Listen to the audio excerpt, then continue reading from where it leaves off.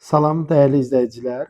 İndi isə sizə bugün Dövlət İmtahan Mərkəzi tərəfindən keçirilmiş ikinci qrup qəbul imtahanının riyaziyyat suallarının izahatını verəcəm. Başlayaq ilk sualdan. İlk sualımız belədir. Limit en sonsuzluğa yaxınlaşır. Kök altında 49n, üstəgəl kök altında 10n, bölsün kök altında 16n. İndi burada nə edəcəyik? Sürəti də məxrəci də kökləyinə böləcəyik. Çünki en sonsuzluğa yaxınlaşdığı üçün həm sürət, həm məxrəc eyni anda sonsuzluğa yaxınlaşır və qeyri-müəyyənlik alınır orada da. Sürəti və məxrəci də kökləyinə bölsək, sürətdə nə alınacaq? Sürətdə alınır kökdə 49, üstəgəl kökdə 10n bölünsün n. Məxrəcdə alınır kökdə 16. İndi kökün altındakı bu ifadəni biraz sadələşdirsək, kök altında 10n bölünsün. N'yi yazıram kökdə n kvadrat. Bu bərabər kök altında 10n bölünsün n kvadrat. Bu da bərabərdir kök altında 10 bölünsün, üzr istəyirəm, n'yi unuttum burada. 10 bölünsün n alınır. Gətirib burada yerinə yazsaq, limit n yaxınlaşır sonsuzluğa və alınacaq kök altında 49 üstəgəl kök altında 10 böl n. Bölünsün kökdə 16 4 çıxır kök. İndi n sonsuzluğa yaxınlaşdığı üçün 10 böl n sıfıra yaxınlaşır. Və nəticədə bizdə sürətdə qalır kökdə 49 bölünsün 4. Bu da olacaq 4'də 7. Doğru cavabımız olacaq D variantı 4'də 7'ye bərabər. İkinci sual. ABC müxtəlif tərəfli üçbucağında AB 5, BC 12, bucaq B 90 dərəcədən kiçik olarsa, AC tərəfini ala biləcək tam qiymətlərin sayını tapın. Baxaq. Bu olsun B. A, bu da C. BC'ni verib 12, buranı verib 5 və bu bucaq alfa. Deyir alfa 90'dan kiçikdir. İndi alfa 90'dan kiçik. AC tərəfinə deyirəm x. Alfa 90 olsaydı, x bərabər olacaqdı kök altında 5'in kvadratı ise 12'nin kvadratı. Yəni Pifagor olacaqdı. Amma burada baxırıq ki, B 90'dan kiçikdir. 90'dan kiçik olduğu üçün deməli x də kiçik olacaq. Bunların kök altında kvadratları cəmindən kiçik olacaq. Və böyük olacaq 5'dən 12'nin fərqinin modulundan. Burada alınır 7, x, burada da alınır neçə? Pifagorla burada 13 çıxacaq. 13. Deməli x'imiz 7 ilə 13 arasında yerləşir. İndi x'in tam qiymətləri burada hansılardır? 8'dir, 9'dur, 10'dur, 11'dir, 12'dir. 8, 9, 10, 11, 12. 5 tane tam qiymət var. Amma müxtəlif tərəfli dediyi üçün deməli 12'ni götürmərəm burada. Çünki tərəfin biri 12 var burada. Deməli 8, 9, 10, 11 olacaq. Doğru cavabımız olacaq B variantı. Üçüncü sual. Həcmi 729 kub santimetr olan kubun tilləri AB bərabər 4 santimetr, AC bərabər 7 santimetr olan DABC piramidası kəsilmişdir. Kubun qalan hissəsinin həcmini tapın. Deməli, kubun həcmi 729 ise kubun həcmini V bərabərdir onun tilinin kubuna. Tilinə mən A desəm, 729 bərabərdir A kubu. A da bərabərdir 9. A 9'dur. İndi burada nəyə baxırıq? AB-ni 4 verib, AC-ni də verib 7. İndi mənə lazımdır bu kiçik piramidanın həcmi. V piramida bərabərdir 3'də 1 E oturacaq, vurulsun H. H da burada kubun tilidir. Yəni kubun AD tilinə bərabərdir. Ona görə yazıram 3'də 1 vurulsun. İndi oturacağı ABC düzbucaqlı üçbucaqdır. Sahəsi 7 vur 4'ün yarısı. Vur hündürlüyü də kubun tili. Ona tapışıq 9. İndi burada 9'dan 3 ixtisar gedəcək. Burada 1, burada 3. 4'dan 2 ixtisar gedir. Burada 1, burada 2. Və nəticədə alınır burada 42. 42 ABCD piramidasının həcmidir. 729'dan da 42 çıxsaq, nəticə olacaq 687. Yəni doğru cavabımız olacaq burada Y variantı 687'ye bərabərdir. Dördüncü sual. Y bərabərdir 9 üstü sinus x funksiyasının qiymətlər çoxluğunu tapın. Biz bilirik ki, sinus x yerləşir 1 ilə -1 parçasında. Deməli, 9 üstü sinus x. Sinus x'in maksimum qiyməti 1'dir. Sinus x'in ilə 1 yazsaq 9 üstü 1 olacaq 9 maksimum qiymət. Minimum qiyməti -1'dir. 9 üstü -1 olacaq 9'da 1 burada minimum qiymət. Deməli 9'da 1 ilə 9 arasında doğru cavab olacaq D variantı. 5-ci sual. Fx funksiyasının artırma aralığını tapın. Bunu törəmə ilə də yazmaq olar. Parabol adı, yəni tam kvadrat ayrıq da yazmaq olar. F törəmə x böyük bərabər 0 bərabərlisinin həlli bunun artırma aralığı olacaq. Törəməsini tapsaq 2x çıx 2 böyük bərabər 0, 2x böyük bərabər 2 və x böyük bərabər 1 alınır. Deməli doğru cavab olacaq Y variantı. Bir müsbət sonsuzluq. 6-cı sual. Perimetri 20 metr olan bərabər yanlı trapeziyanın yan tərəfi onun orta xəttinə bərabərdir. Trapeziyanın yan tərəfini tapın. İndi trapeziya çəkəcəm mən burada.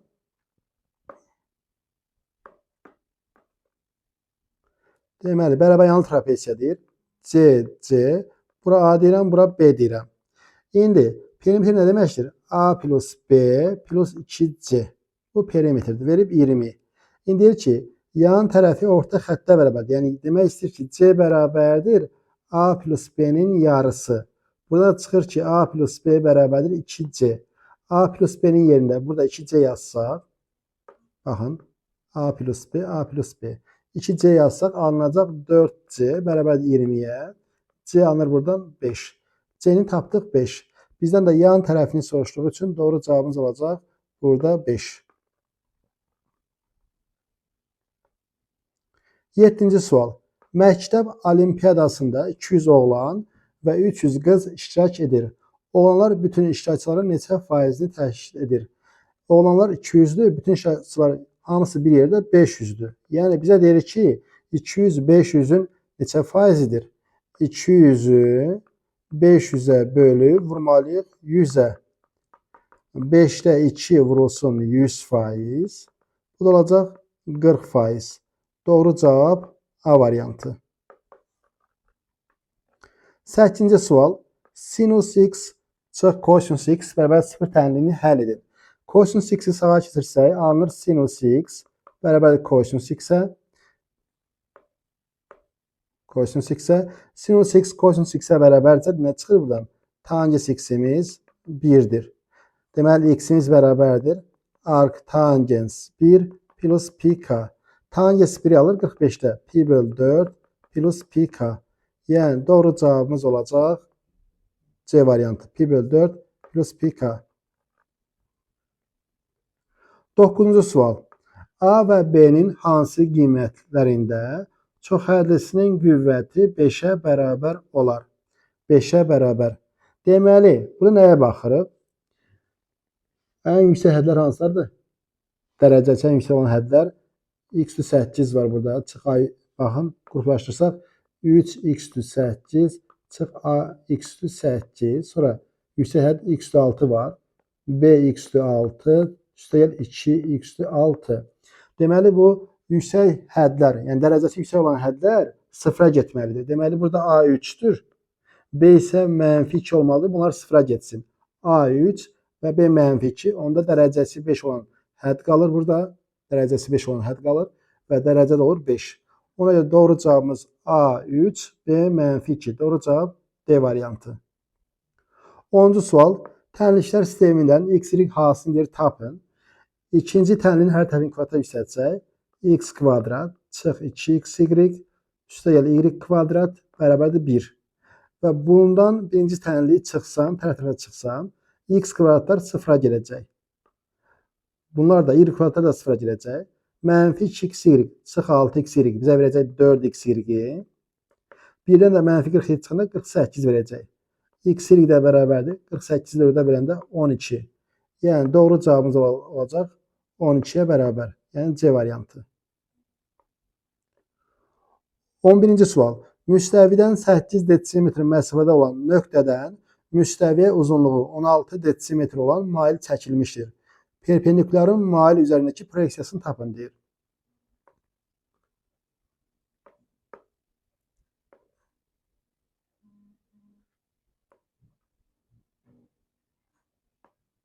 Belə bir şey fikirləşək.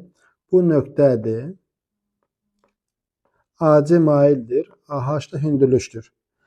Deməli, müstəvidən bura 8 verib və uzunluğu 16 olan mail çəkilib.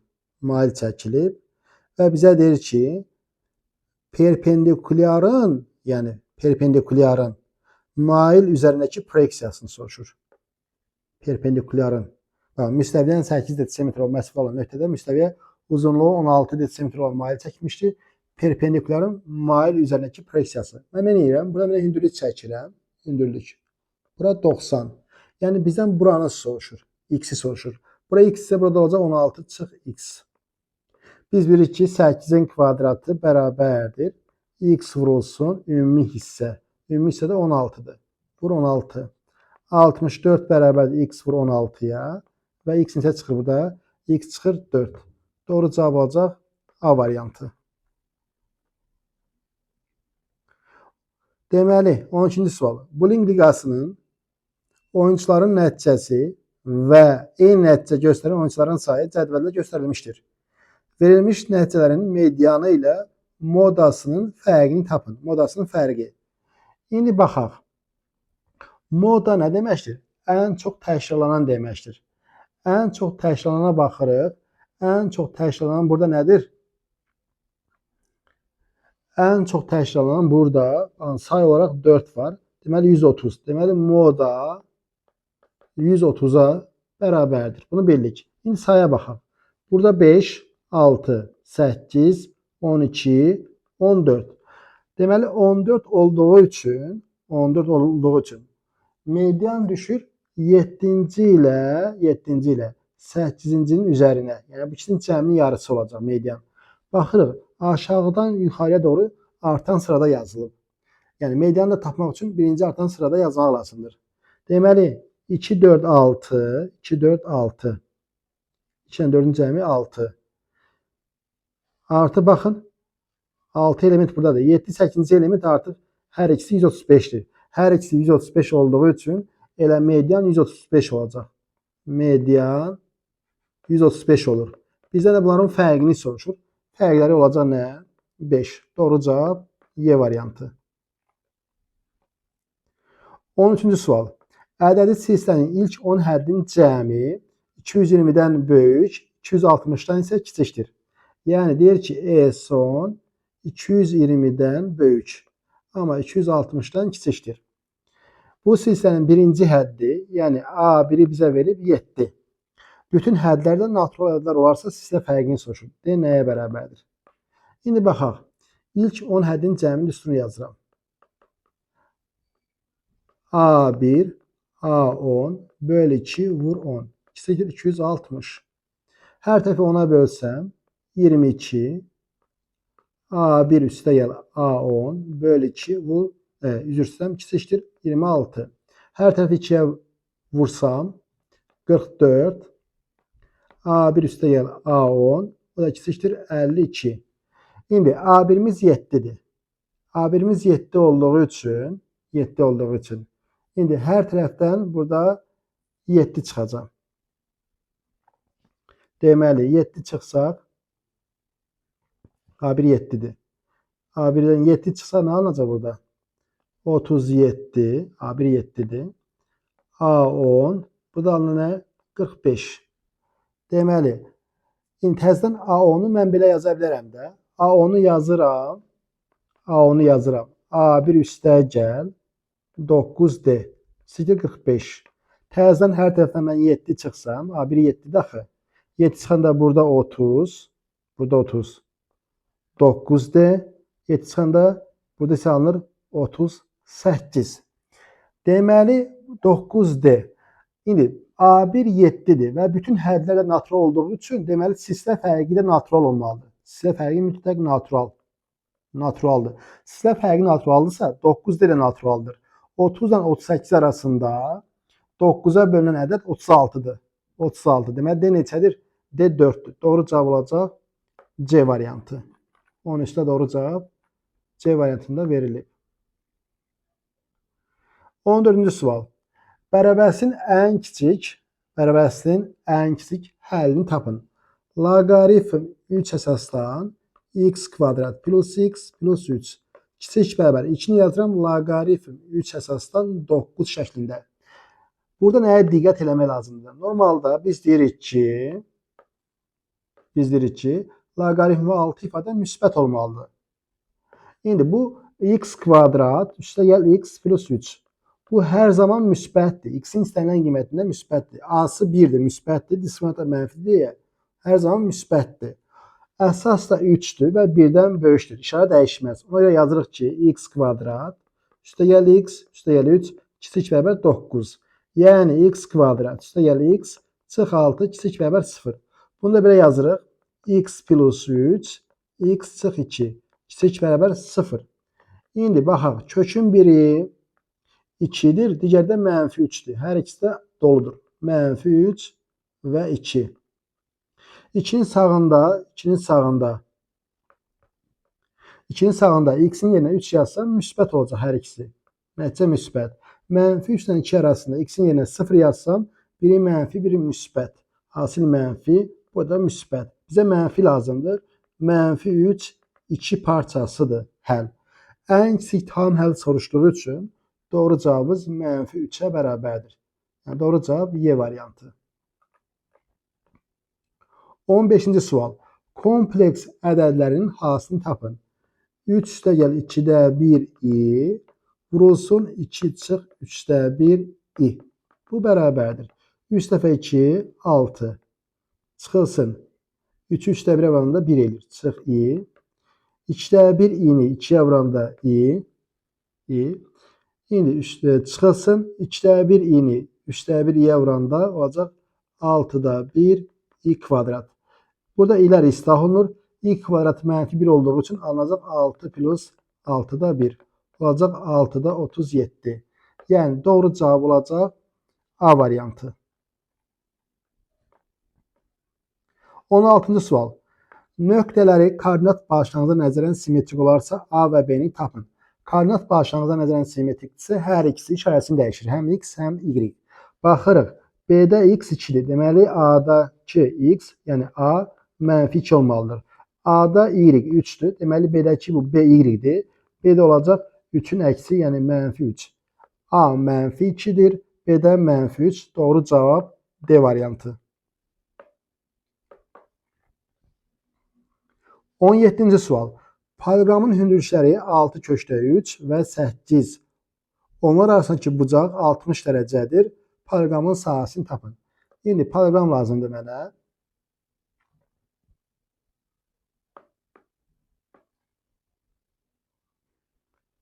Deməli, hündürlükləri 90. Bu da 90.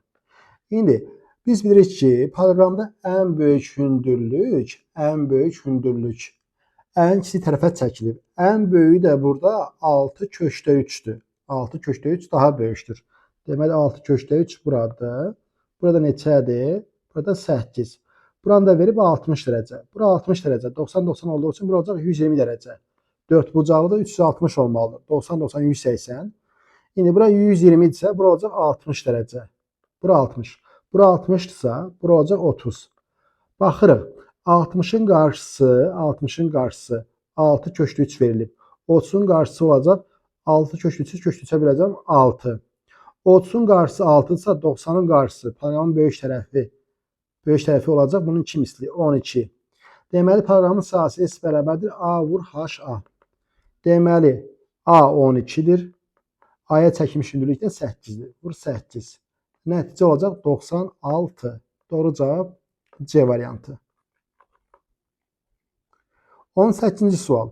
Kürənin radiusunu 5 dəfə artırdıqda həcmi necə dəyişər? Kürənin həcmi V bərabərdir 3-də 4 Pier kubudur. Aydın məsələdir ki, həcm radiusun kubu qədər artacaq. Radius 5 dəfə artdığı üçün həcm də 125 dəfə artacaq. Doğru cavab D variantı. 19-cu sual. Tənlini həll edin. Burada nəyə baxırıq? Birinci böyük bərabər 0-dır, ikinci də böyük bərabər 0-dır. Yəni kvadrat da hər zaman 0-dan böyük bərabər olacaq. Modulda hər zaman 0-dan böyük bərabər olacaq. Deməli, ikisinin cəminin 0 olması üçün x kvadratı plus x çıx 6 bərabərdir 0, x kvadrat plus 4x plus 3 bərabərdir 0. Amma burada diqqətli olmaq lazımdır. Nəyə görə deyirəm? Burada x-in elə qiymətini tapmaq lazımdır ki, ikisi də eyni anda sıfıra getsin. Deməli, ikisinin ortaq kökü lazımdır bizə. İkisi eyni anda sıfıra getməsə, bizə hərəsinin içinə kök çıxır. İndi baxaq. Birincini yazırıq bu şəkildə. X plus 3, x çıx 2 bərabərdir 0. Birinci budur. İkincisi yazırıq. X plus 3, x plus 1 bərabərdir 0. Baxın, x mənfi 3, x mənfi 1, x mənfi 3, x 2. Yəni, bizə mənfi 3 lazımdır, ortaq kök lazımdır. Yəni, mənfi 3 yerinə qoyanda ikisi də eyni anda nə olacaq? Sıfıra gələcək. 19-da doğru cavab C variantı. 20-ci sual. A, B vektorları verilmişdir. K'nın hansı qiymətində 3A vektoru plus B vektorunun uzunluğu 17-yə bərabərdir. 3A vektoru nə olacaq? 3A vektorunun komponentləri olacaq. Deməli, 15, 3K, mənfi 6. B vektorunun komponentləri nədir? B vektoru 2, 15 və 6. Bunların cəmi, bunları toplasaq cəmi olacaq 17, 3K, üstəgəl 15 və 0. İndi bunun modulu olacaq kök altında 17-nin kvadratı, üstəgəl 3K, üstəgəl 15-in kvadratı, üstəgəl 0-ın kvadratı. Bərabərdir 17. 17 çıxması üçün, kökün çıxması üçün burada 0 olmalıdır. Yəni, 3K üstəgəl 15 olmalıdır 0. 3K bərabərdir mənfi 15-ə, K bərabərdir mənfi 5. Yəni, doğru cavabımız burada D variantı, mənfi 5-ə bərabərdir. 21. B parametrinin hansı qiymətində bərabərsizliklər sisteminin yeganə həlli var? Baxın, x böyük bərabər A, x kiçik bərabər B. Bunun yeganə həlli olması üçün A, B-yə bərabər olmalı ki, yeganə həll olsun. A, B-yə bərabər. Ona görə yazırıq ki, 2B kvadrat çıx 3B plus 7 bərabərdir B kvadratı plus 5B çıx 9. Burada alınır B kvadrat çıx 8B üstəgəl 16 bərabər 0. Bu da bizə verir B çıx 4-ün kvadratını bərabərdir 0-a. Deməli, B neçədir? B 4-dür. Yəni, doğru cavab burada olacaq B variantı. B-nin 4 qiymətində təhlilçilər sisteminin, bərabərsizliklər sisteminin yeganə həlli var. Gəldi növbəti 22-ci sual və sual belədir. 255, 777 və 6.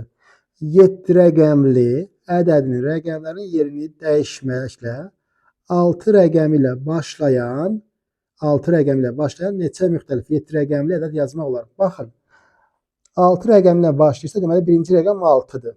Yerdə qalır 6 ilə başlayacaqdır. Mən buranı silirəm. Ehtiyac yoxdur. Yerdə neçə rəqəm qalır? 6 rəqəm qalır da. 6 rəqəm 6 faktorial qədər yer dəyişir. Amma burada təkrarlı permutasiya var. 5 ilə 5-in yerini dəyişəndə fərqlənmir. 7-lərin yerini dəyişəndə fərqlənmir. Deməli, 6 faktorial bölmək lazımdır. 5 ilə 5-in yerini dəyişəndə fərqlənmədiyi üçün 2 faktoriala. Bir də 7-lər, 3-dən 7 var. 3 faktorial yer dəyişir, amma fərqlənmir. Vur 3 faktorial. Bu da bərabərdir. 6 faktorial 720-dir. Deməli, 2 vurulsun, 3 faktorial da 6. 720 bölünsün neçə? 12. Bu da olacaq 60. Yəni, doğru cavabımız olacaq B variantı. 60-a bərabərdir. 23-cü sual.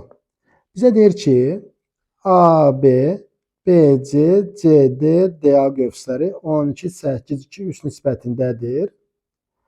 AYD. AYB bucağını soruşur. AYB bucağı nəyə bərabərdir? İndi baxaq. Bura 12K'dır. Sonra AB 12K bunu bildik. Sonra BC 8K. Sonra CD 2K. Sonra da DA 3K bu göstər. İndi 12 8. 12-dən 8-in cəmi 20. 20 25. 25K bərabərdir nəyə? 360-a. 360-a. Bunu deməli bunu nə edəcəyik? Bunu biz böləcəyik 5-ə. Hər tərəfi 5-ə bölsək, biraz alırmal alındı. Tam bölünmür deyə. Yəni qövs verib də. Yəni 360 olması lazım. 12 8 20 bəli 25K. 5-ə böləndə 5K bərabərdir 72. 72 K bərabərdir 14,4. Bunu bildik. İndi bizdən AYB bucağını soruşduğu üçün bizə bu bucaq lazımdır. Baxıram, bu bucaq sökənib, daxil çəkilmiş bucaqdır. BD qövsünə sökənib. BD qövsü ilə 10K'dır. Yarısı olacaq 5K. 5K. Bura 5K'dır.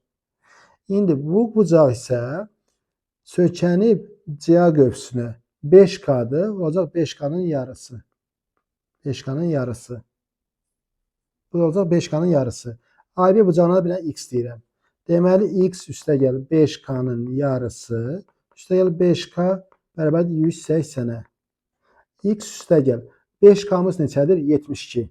72 yarısı 36. Sonra 5K 72 bərabər 180'ə. Deməli bura neçə edir? 108 edir də. Deməli X'imiz olacaq 72 dərəcə. Yəni doğru cavab burada 72 dərəcəyə bərabərdir. 72 dərəcə.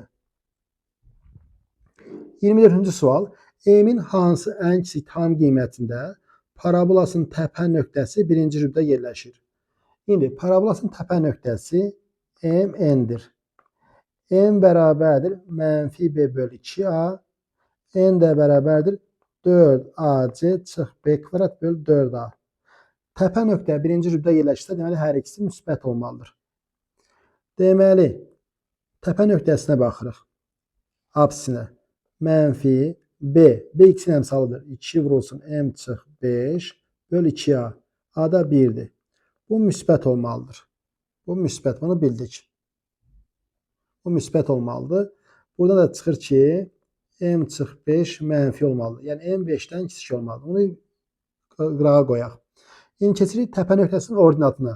Təpə nöqtəsinin ordinatı 4AC çıx B kvadrat bölü 4A'ya bərabərdir. Bu da olmalıdır müsbət. 4AC A 1'dir. C də M kvadrat. Çıxılsın. B'nin kvadratı. Yəni B'nin kvadratı. Bunu aşağıda hesablayayım. 2 vurulsun M çıx 5'in kvadratı. 4 vurulsun M kvadrat. Çıxılsın. M kvadrat çıx 10M üstəl 25. 4'də içəri vursam 4M kvadrat çıx 40M çıx 40M üstəgəl 100. Deməli, gətirib burada yerinə yazsaq, alınacaq deməli 4AC-ni hesablamışdıq. 4 vur 1 vur M kvadrat çıx B kvadrat. B kvadratımız budur. Bunu da çıxanda çıx 4M kvadrat çıx 4M kvadrat plus 40M çıx 100. Çıx 100. Bölünsün 4A. 4 vur 1. Olmalıdır müsbət. İndi burada baxırıq. 4M kvadratlar sıfıra gedir. Məxrəcdən müsbətdir. Nəticənin müsbət olması üçün buradakı bu ifadə, yəni 40M çıx 100 böyükdür 0 olmalıdır. Yəni burada nə çıxır? 40M böyükdür 100'dən 4M hər tərəfə 10'a böldüm. 4M böyükdür 10'dan. M böyükdür 2,5'dən. M 2,5'dən böyük. Eyni zamanda M 5'dən də kiçikdir. 2,5'dən böyük, 5'dən kiçik, ən kiçik tam qiymət soruşur. Doğru cavab burada olacaq 3. Yəni cavabımız burada 3'ə bərabərdir. 25. İfadəsinin qiymətini hesablayın deyir. İndi burada nəyə baxırıq? Kosinus 25 dərəcə vurulsun. Kosinus 65-in yerinə, bir 6 var əmsal. Kosinus 65-in yerinə yaza bilərəm. Sinus 25. Biz bilirik ki, 2 sinus alfa, kosinus alfa bizə verir sinus 2 alfanı. Yəni bunu yazırıq 3 sinus 50 dərəcə. 3 sinus 50 dərəcə. Yerinə yazsaq burada, alınacaq burada 3 sinus 50 dərəcə bölünsün kosinus 40 dərəcə plus 1 vurulsun 3 köşdə 3 çıx 1. İndi sinus 50 dərəcə, kosinus 40 dərəcə. Bunlar bərabərdir. Bunlar ixtisar gedəcək. Çünki iki bucağın cəmi 90-dırsa, birinin sinusu digərinin kosinusuna bərabərdir. Alınır burada köşdə 3 plus 1. Vurulsun 3, vurulsun köşdə 3 minus 1. Baxın, müxtəsər verir bizə. A kvadrat çıx B kvadrat. Yazırıq köşdə 3-ün kvadratı çıx 1-in kvadratı. Vurulsun 3. Köşdə 3-ün kvadratı 3 çıx 1 vurulsun 3. 3'dən 1 çıxanda 2 vur 3. Nəticə olacaq 6. Yəni doğruca burada 6'ya bərabərdir. 26-cı sual. Deməli, integral 3'dən a-ya verib dx bölü x. 1 bölü x ln x deməkdir. Ln x. 3'dən a-ya. Bərabər 3 ln 2'yə. Bu da nə deməkdir? Ln a çıx ln 3. Ln 3 bərabərdir. Ln 2'nin kubu, yəni 8. Buradan çıxır ki, fərq olanda bölürdük. Ln a-nın 3'ə nisbəti bərabərdir ln 8'ə. Deməli, a bölü 3 8'ə bərabərdir. Buradan çıxır ki, a bərabərdir 24. Yəni, doğruca burada 24'ə bərabərdir. 27-ci sual. Uyğun tərəfləri paralel olan alfa və beta bucaqları üçün uyğunluğu müəyyən edin. Baxaq, cəmləri 180'dir. Deməli, birincidə alfa 2K'dır, beta 3K'dır. Cəmləri 5K 180'dir. K alınır 36. Deməli, 36 ise bura 72 olacaq. Bu da olacaq 108 dərəcə. 72. Bucaqların fərqi 36 olacaq. Bucaqların fərqi. 1'ə B variantı. Bucaqların fərqi. Kiçiyi də heç birisinə aid deyil. Sonra ikincisiyə keçirək. İkinci. Alfa 5K'dır. Beta 4K'dır. Cəm 9K bərabərdir 180'ə. 9K 180. K alınır 20 dərəcə. K 20. Deməli biri 100'dür. Digəri də 80'dir. Fərqləri K'dır. K da 20'dir. Fərqləri deməli fərqləri K'dır. K da 20 tapmışıq. Fərqləri verilməyib. İndiki bucaqların böyüyü o da yoxdur. Bucaqların kiçiyi var. Baxın, D variantı. 2'yə D variantı. İkincisi növbətçi, sonuncusu üçüncüsünə. Alfanı verib 3 beta. Alfanın 3 beta verdiği üçün alfanın beta'nın cəmi 180'dir. Alfanın yerinə 3 beta yazsaq 4 beta olacaq 180. Beta bərabər olacaq 35 dərəcə. Üzr istəyirəm, 35 nə idi? 45 dərəcə. Deməli, alfa da olacaq 135 dərəcə. Biri 135, biri 45'dir. Fərqləri məlum məsələ 90 dərəcə. Bucaqların fərqi 90 dərəcə A variantı. Bucaqların böyüyü 135, bir də Y variantı. Deməli, 1B, 2D, 3AY. Keçən növbəti və sonuncu suallarımız, situasiya sualları. Deyir, sandığın qapaq hissəsi yarım silindir. Aşağı hissəsi isə eni 0.6 metr, uzunluğu 1 metr, hündürlüyü 0.8 metr olan düzbucaqlı paralelopiped formasındadır. Sandığa hər birinin kütləsi eyni olan 10 əşya qoyularsa, sandığın kütləsi 24 kiloqram olar. Sandığa hər birinin kütləsi birinci dəfə qoyulan əşyaların birinin kütləsindən 20% çox olarsa, 15 eyni kütləli əşya qoyduqda isə deyir ki, baxın, birinci dəfəyə qoyulan əşyaların birinin kütləsindən 20% çox olan 15 eyni kütləli əşya qoyulduqda onun kütləsi 30 kiloqram olar. Sandığın qapağının açılması üçün 4 rəqəmli parol təyin edildi. Bunu da bildik. İndi sandığın həcmi. Sandığın həcmi olacaq paralelelepitin həcmi ilə yarım silindrin həcminə bərabərdir. Yarım silindrin hündürlüyü 1'dir. Radiusu olacaq 0,3. Silindrin həcmi pi r kvadrat vur h-dır. Yarım silindrin olduğu üçün mən bunu böləcəm nəyə? Böləcəm 2'yə. Yarım silindir olduğu 2'yə. Üstəyə gəl paralelelepitin həcmi. Uyğun xəttli ölçülərin hasili. Yəni A, B, C. İndi silindirin radiusu 0,3. 0,3. P'ni də verib 3. 3 vur 0,3'ün kvadratı vur h. H 1'dir. Bölünsün 2. Üstəyə gəl. A 0,6. B 1. C 0,8. İndi bunu hesablamaq lazımdır. Deməli 3'ü vurmalıyam. 3 vurulsun. 0 %9. 0 %9 bölünsün 2'ye. 0 tam mində 135. 135 üstə gəl. 0,6'ını da vurmalıyam. 0,8'e. 0,48. Bu da bərabərdir. Bu da bərabərdir 0,615. 0,615. Həcmi oldu bu şəkildə. Bunun həcmini tapdıq. İndi keçək növbəti suala. Növbəti suala keçirik. Növbəti sualda deyir ki, boş sandığın kütləsini tapın. Baxın, sandığın kütləsinə x deyirəm. İndi deyir ki, sandığa hər birinin kütləsi eyni olan 10 əşya qoyulur. Hər birinin kütləsi, burada əşyaların kütləsinə deyirəm y. 10 əşya qoyulduğu üçün 10 y əşyanın kütləsi olacaq. Və ümumi kütlə olur neçə? 24. Bərabər 24'ə. İndi deyir ki, sandığa hər birinin kütləsi birinci dəfə qoyulan əşyanın birinin kütləsindən 20% çox. 20% çox o deməkdir ki, bunun 120% deməkdir. Bu da neçə eləyir? 5'də 6y. 5'də 6y. Bunu bilir. 5'də 6y. Deməli, birinin kütləsi 5'də 6y deməkdir. Əvvəlki nisbətən. 15 yeni kütləli əşya qoyulur. Deməli, sandığın kütləsi x. 15 qoyulduğu üçün bunu 15'ə vurmaq lazımdır. 15 vur 5'də 6y. Və kütlə neçə olur? Kütlə olur 30. X üstə gəl 10y 24. Burada x üstə gəl. Deməli, ixtisar gedəcək 15, 18y. Bərabərdir 30'a. 30'a. İndi tərəf-tərəfə çıxsaq, burada nə alır? Tərəf-tərəfə çıxanda 8y bərabərdir 6'ya.